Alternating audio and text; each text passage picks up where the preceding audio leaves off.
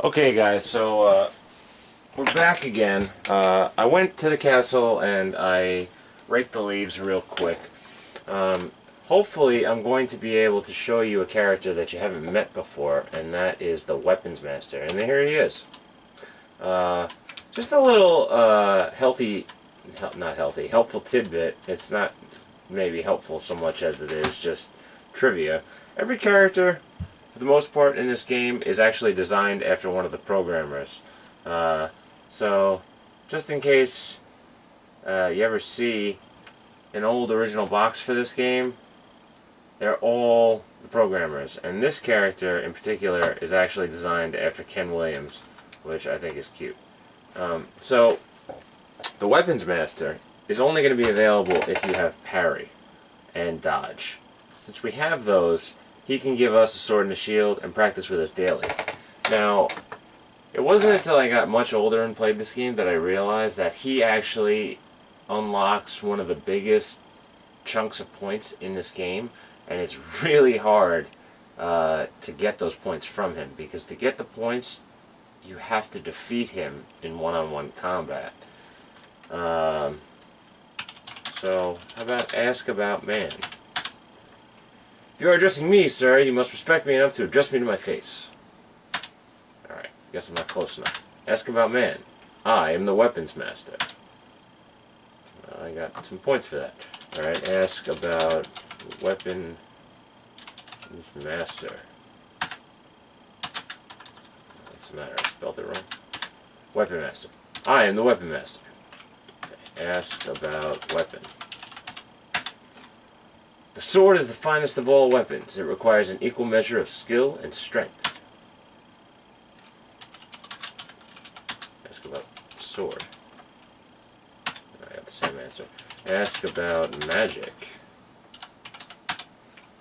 Please don't bore me, young adventurer. Ask me about something interesting to me. Ask about fighting. Fighting is both an art and a skill. It is a skill in the use of the muscles, strength, and agility's control. It is an art in the outwitting and outmaneuvering of the opponent. I am, of course, a most skilled artist. Do you fight? Yes. I am a skilled teacher as well as a skilled fighter. For a mere gold coin, I will be glad to give you some practice and some pointers on how to better your skills. Will you pay for a lesson? Yes. You pay the Weapons Master's price, and then... So, just so you know, I actually realized halfway through this conversation I made a mistake. What you should do is make sure that your stamina is at maximum. However, you will get skill regardless of how much stamina you have. And it's going to take a very, very, very, very, very long time to beat the Weapons Master. I think it takes about probably 30 days for you to get good enough to beat him. Unless you're just grinding non-stop in the woods. I'm also going to tell you about how to cheat eventually, but we'll get into that later. The attack structure in this fight is a little bit different than the one-on-one combat where you go into a kind of like first-person view. This, you're going to see yourself and see him, and the perspective doesn't change. So it looks a little different, but the keys actually remain the same. So a thrust is still going to be up arrow, and a parry is going to be the left arrow, whereas a duck, dodge, whatever, is going to be the back arrow. You'll get a handle on it. I salute you. It does play some real tense music, though. And guard, shouts the Weapon Master. And the lesson begins.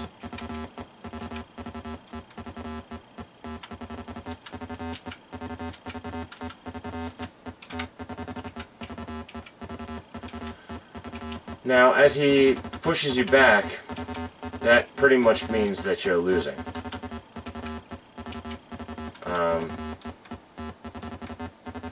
When he pushes you back to the end of the cobblestone circle, that means that the fight is over and you've lost. Or if you run out of stamina. You're so exhausted that everything hurts, but I get some rest.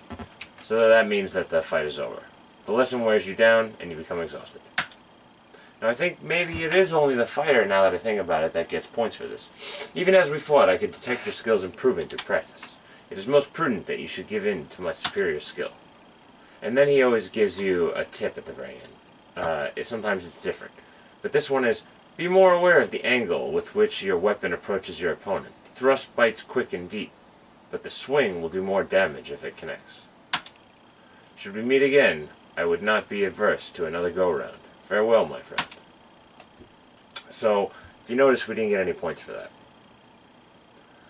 Now, I don't know if it's just the lesson we don't get points for, or defeating him that we don't get points for, but I want to show you all aspects of the game regardless of what character we chose, so I'm going to show you either way. But, however, we do get experience, and all of these things are going to go up, and our weapon use is horrible. So our character will be a beast eventually. And we're completely out of stamina. By the way, 100 is maximum for all of the stats. So we're quickly approaching maximum on stamina already and agility.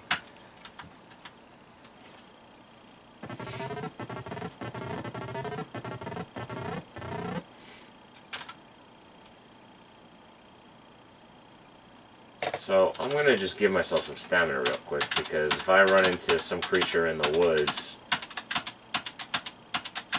I'm going to be very upset and not be very happy. So I'm about half stamina now, which is alright. Okay, so I'm going to go and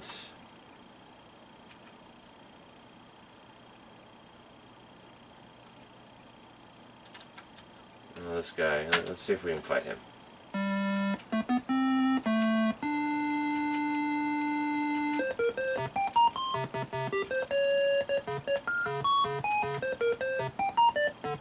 Alright.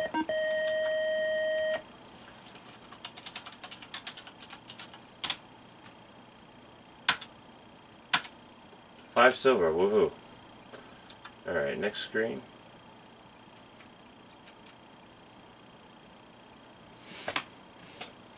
And next screen.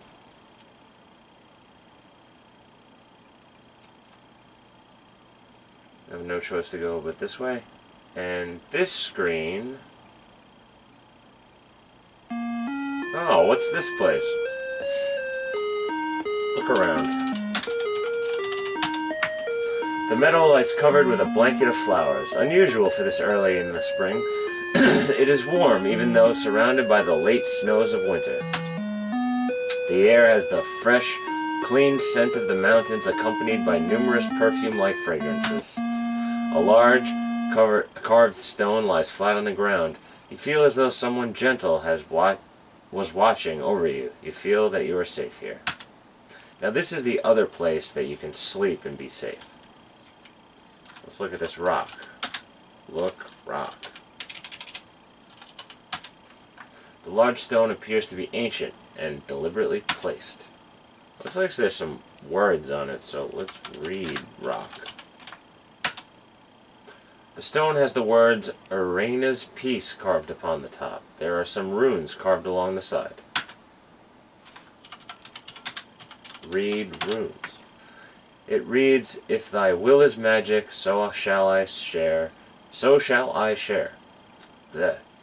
Open this stone and claim what is there. Open stone. No amount of physical effort will be able to move this stone.